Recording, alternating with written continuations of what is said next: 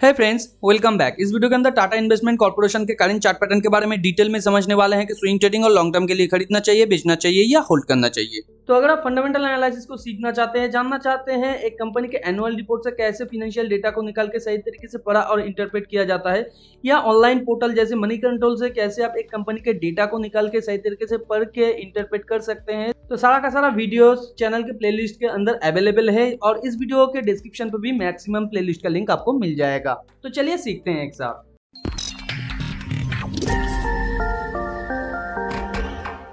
जैसे कि आप स्क्रीन पे देख पा रहे हैं, टाटा इन्वेस्टमेंट कॉर्पोरेशन का ये वनडे का चार्ट है। वनडे के चार्ट में ये लगातार एक चैनल के थ्रू मूव कर रहा था जो एक बुल चैनल था और यहाँ पे इसने 3 स्पाइक क्रिएट करने की तगाद में है। तो ऑलरेडी इसने 2 स्पाइक क्रिएट कर लिया है और एक चैनल के अंदर आप जानते हैं या एक स्ट्रॉन्ग ट्रेंड के अंदर भी आप जानते हैं मिनिमम 3 स्पाइक होता है और जनरली 3 स्पाइक के बाद वो एक कंसोलिडेशन फेज में चला जाता है अगर वो एक स्ट्रॉन्ग स्पाइक एंड चैनल का फॉर्मेशन होता है तो, और अगर वो एक सिंपली चैनल का फॉर्मेशन होता है तो वो मल्टीपल स्पाइक भी क्रिएट कर सकता है। तो यहाँ पे एक चैनल के थ्रू मूव कर रहा है तो मिनिमम इसके अंदर 3 स्पाइक तो होना चाहिए। ऑलरेडी इसने 2 स्पाइक क्रिएट कर लिया है और 3 स्पाइक यहाँ पे क्रिएट ये कर सकता है या करने की फिराक में है। तो करेंटली अगर आप कंपनी के शेयर को होल्ड कर रहे हैं स्विंग ट्रेडिंग और लॉन्ग टर्म के लिए, तो यहाँ पे किस तरीके से आपको ट्रेड को मैनेज करना चाहिए आने वाले टाइम पे, या यहाँ पे कौन सा नया फॉर्मेशन हो सकता है आने वाले टाइम पे, वो हम लोग थोड़ा डिस्कस करेंगे। जैसे कि आप यहाँ पे देख सकते हैं आज के दिन का जो कैंडल है वो 20% के आसपास मूव लिया है और यहाँ पे काफी स्ट्रॉन्ग कैंडल ये है।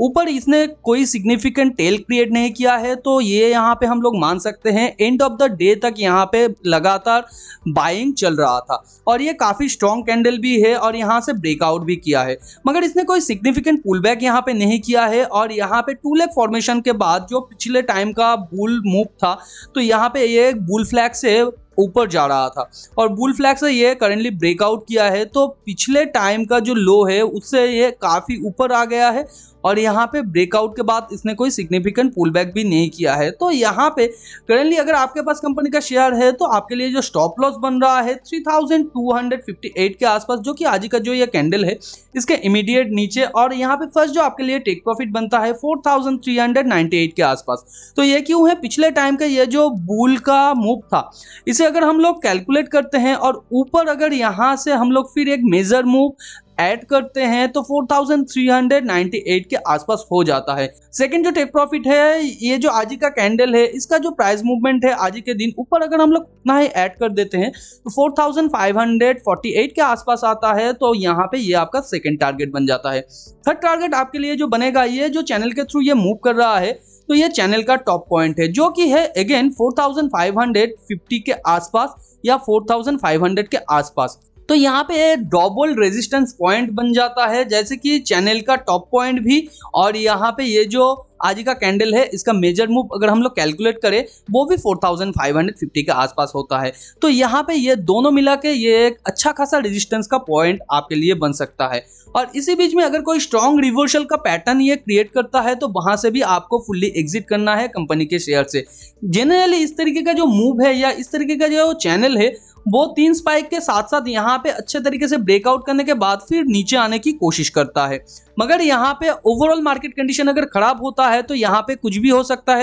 है ये चैनल लाइन के आसपास जाके टच करके फिर इमीडिएटली नीचे आ जाए, ब्रेकआउट भी ना करे। तो ओवरऑल मार्केट कंडीशन के ऊपर ये डिपेंड करेगा और कंपनी का जो खुद का न्यूज वगैरह है उसके ऊपर भी ये डिपेंड करेगा। मगर आज के दिन जो कैंडल क्रिएट किया है, अगर आपने ये नीचे खरीदा था या आज के दिन ये कैंडल के बॉटम में खरीदा था या ब्रेकआउट पॉइंट के आसपास भी खरीदा था, तो यहाँ पे आपके लिए करेंटली क्या करना चाहिए? देखिए, अगर मेरे पास यहाँ पे शेयर होता तो आज के दिन मुझे 20% के आसपास मूव मिला है या यहाँ पे हो सकता है 10% के आसपास भी मुझे मूव मिला है अगर मैंने यहाँ पे खरीदा है, और अगर मैंने नीचे खरीदा था तो ऑलरेडी मेरा 25% के आसपास इसका मूव मिल गया है। तो यहाँ पे इसने कोई सिग्निफिकेंट पुल बैक भी नहीं किया है जिसका चांसेस यहाँ पे हाई बनता है, क्योंकि जनरली एक ब्रेकआउट के बाद एक सिग्निफिकेंट पुल बैक यहाँ पे बनता है। जैसे कि यहाँ पे इसने ब्रेकआउट किया है, ब्रेकआउट के इमीडिएट बाद आप देख सकते हैं एक पुल बैक किया है। यहाँ पे भी इसने ब्रेकआउट किया है, ये देखिए, उसके बाद इसने एक पुल बैक क्रिएट किया है यहाँ पे और फिर 2 लेग फॉर्मेशन के साथ इसने नीचे आया है।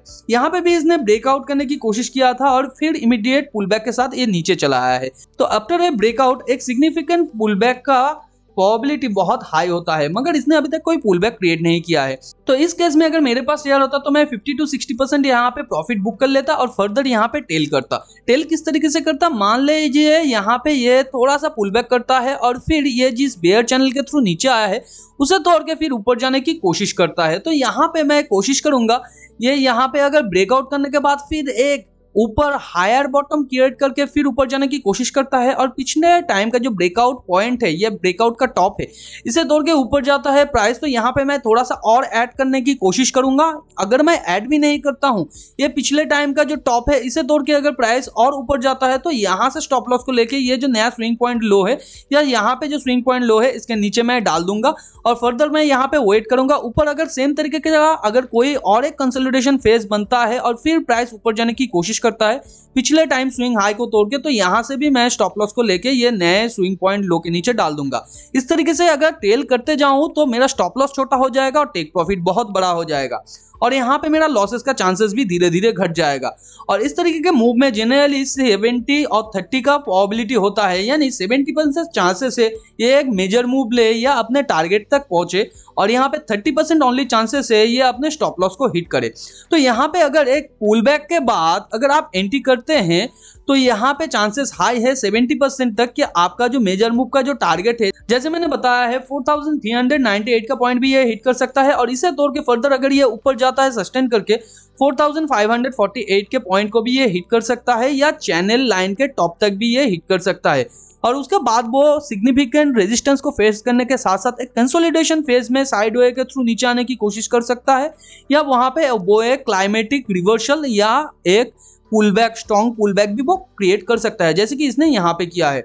तो अगर आपके पास यहाँ पे कोई भी शेयर नहीं है, अगर आप एंट्री करना चाहते हैं तो हाँ यहाँ पे एंट्री कर सकते हैं, 70% तक चांसेस है। और यहाँ पे आपको एंट्री किस तरीके से करना है, 15 मिनट्स के चार्ट में या 5 मिनट्स के चार्ट में अगर ये एक सिग्निफिकेंट पुल बैक करता है, जैसे कि यहाँ पे किया है, एक बेयर चैनल के थ्रू ये नीचे आता है, फिर चैनल को तोड़ के ऊपर जाता है प्राइस और फिर थोड़ा सा पुल बैक करने के बाद फिर ऊपर जाने की कोशिश करता है और पिछले टाइम का ये जो ब्रेकआउट का हाई है इसे तोड़ के प्राइस ऊपर चला जाता है, तो यहाँ पे हम लोग ऐड करेंगे और फर्दर जो मेजर मूव मैंने बताया है 4398 और इसे तोड़ के अगर ऊपर जाता है तो ये वाला पॉइंट तक हम लोग वेट करेंगे और यहाँ पे जाने के बाद हम लोग टेक प्रॉफिट भी ले सकते हैं। और इस तरीके का जो पुल बैक है 5 मिनट्स के अंदर होने के बाद आप यहाँ पे और भी छोटा सा पोजीशन ऐड कर सकते हैं आपके स्विंग पोजीशन या एग्जिस्टिंग पोजीशन के लिए। मगर करंट सिचुएशन में यहाँ पे आपको 50 to 60% प्रॉफिट बुक कर लेना चाहिए, ताकि अगर ये नीचे आके आपका स्टॉप लॉस भी हिट करे तो यहाँ पे आपके पास कुछ प्रॉफिट तो होगा ही। और अगर कंपनी के अंदर आप लॉन्ग टर्म के लिए इन्वेस्ट करना चाहते हैं तो जरूर आप कर सकते हैं एज पर टेक्निकल और फाइनेंशियल। तो आपको कंपनी के और भी कुछ मैट्रिक्स को देखना होगा, जैसे कि फंडामेंटल कैसा है कंपनी का, मैनेजमेंट, कंपनी का future prospect, future earning prospect और कंपनी का कंपटीटिव एडवांटेज क्या है, उसके साथ साथ कंपनी का फाइनेंशियल डेटा क्या आपके इन्वेस्टमेंट के अकॉर्डिंग सूट कर रहा है या आप जिस तरीके के कंपनी के अंदर इन्वेस्ट करना चाहते हैं ये कंपनी का फाइनेंशियल उस तरीके से परफॉर्म कर रहा है। तो ये सारा का सारा चीज अगर अलाइन होता है आपके इन्वेस्टमेंट डिसीजन के साथ, तो यहाँ पे आप एज पर टेक्निकल जिस तरीके से मैंने बताया है, एक पुल बैक के बाद जब वो उसे ब्रेकआउट करके ऊपर जाने की कोशिश करेगा, उस केस में अगर आप ऐड करते हैं तो स्विंग ट्रेडर वालों की तरह ही आपको स्टार्टिंग से थोड़ा प्रॉफिट होने लगेगा। टेलीग्राम चैनल को भी ज्वाइन करके रख सकते हैं, क्योंकि अचानक कोई अपॉर्चुनिटी अगर इमर्ज होता है वहीं पे पहले अपडेट दिया जाता है। टेलीग्राम चैनल का लिंक नीचे डिस्क्रिप्शन पे दिया हुआ है, आप जाकर ज्वाइन करके रख सकते हैं। मिलते हैं अगले वीडियो पर, तब तक के लिए अपना बहुत ज्यादा ध्यान रखिए। Thanks for watching and happy investing.